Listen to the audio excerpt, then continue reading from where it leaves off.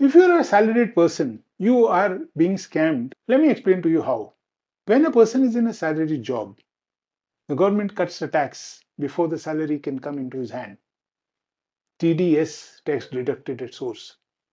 But when a businessman does business and collects money, revenues, and makes profit, this businessman at the end of the year has to compute his income and then inform the government that I have made only this much profit and this part of it I'm giving it to you as taxes. So you realize what is the difference.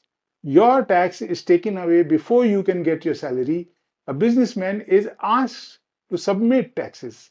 Of course, there are advanced taxes and all that a businessman pays, but that is a fraction of what actually the profit could be. Why am I saying that a businessman pays only a fraction of the taxes? Because there are a lot of facilities a businessman can enjoy under the law. If you're a businessman, even if you're a sole proprietorship, when you purchase a car and you can show it as a business vehicle which you're used to do your business, then you are allowed to depreciate the value of the car by 15% to 30% every year.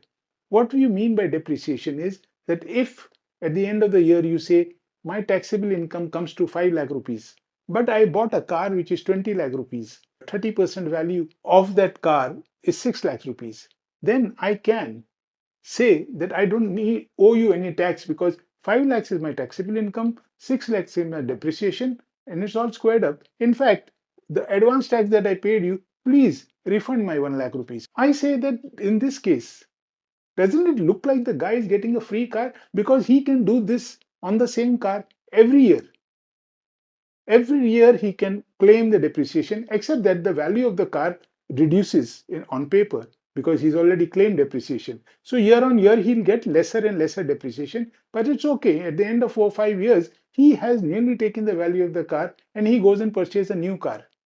So he's purchased a car from the tax that he saved by not giving it to the government. If the tax had gone to the government, it would have come to use for you and me and everybody else. Same thing goes for the computers and the furniture.